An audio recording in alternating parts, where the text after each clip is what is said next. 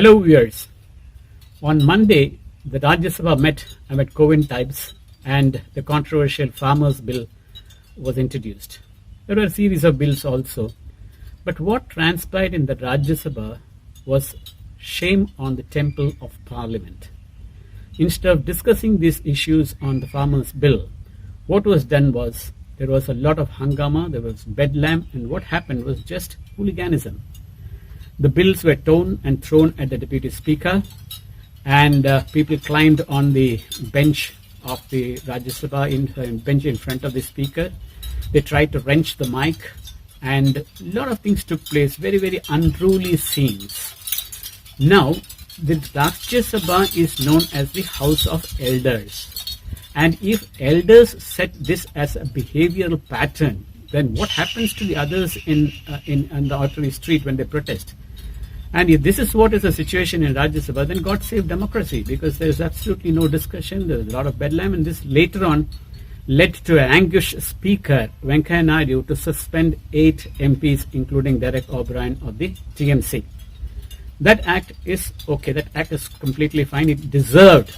The MPs deserve to be suspended. But then, what the government did also was not right. They faulted on 2 things. One is they didn't allow a discussion when the members called for a discussion on certain aspects of the bill.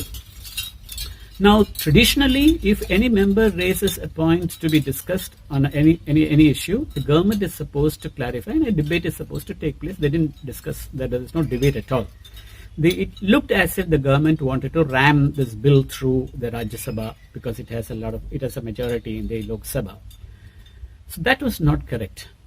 Secondly, the Rajya Sabha was supposed to meet only till 1 o'clock. That was the agreed time limit from all the members, including the ruling party and the opposition party. But this house sat beyond 1 o'clock.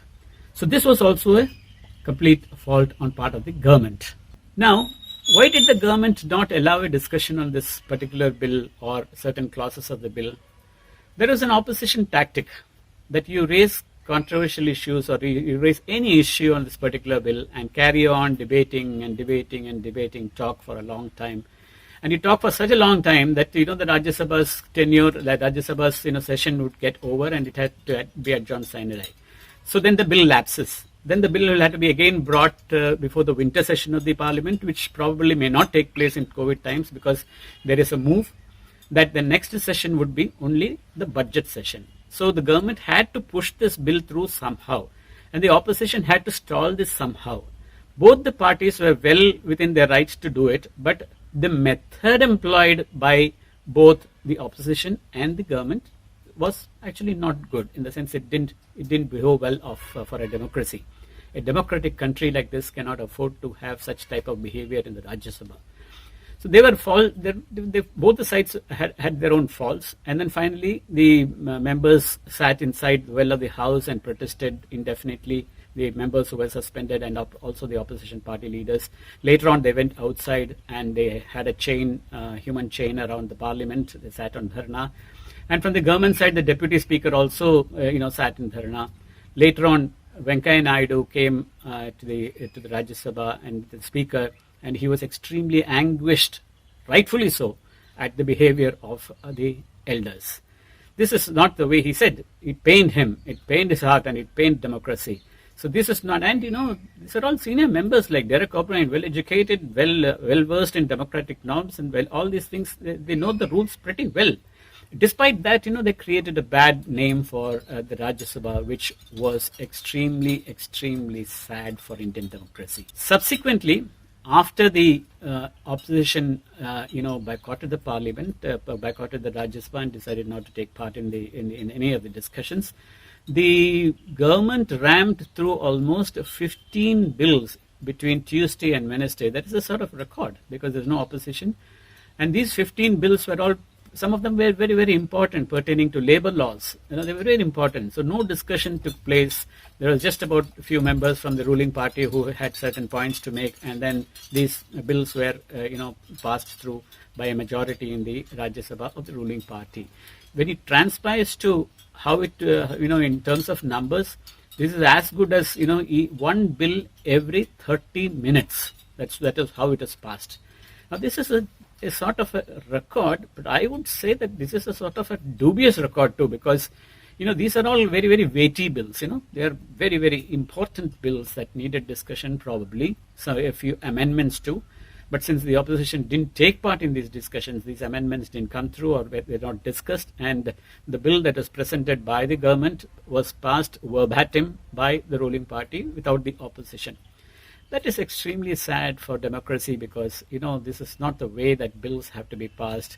And most of the bills, there are accusations that these are all bills that would benefit the private sector, especially the people who are rich. It would be sometimes very, very harmful for the farmers, especially the marginal farmers.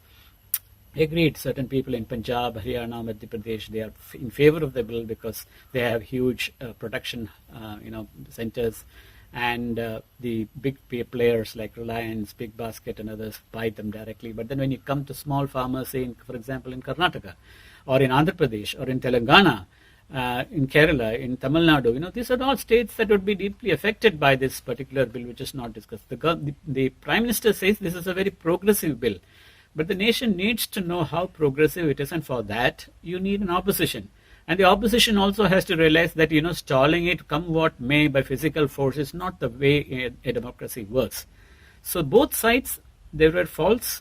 Hopefully the bill will be further discussed, analyzed, in cooler times, and see that this is not. But the government is really, really going to face a tough time in not in Parliament, but out there in the public, especially when Bihar is going for elections. There are other states going for elections, and for the first time, Kerala has challenged the farmers' bill in a central bill in the Supreme Court, which is unheard of, because a state cannot challenge a bill that is there in the Parliament, passed by the Parliament, because Parliament is supreme.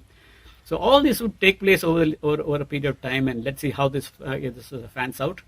But hopefully there will be a solution to all these problems, and democracy would be back on rails very soon.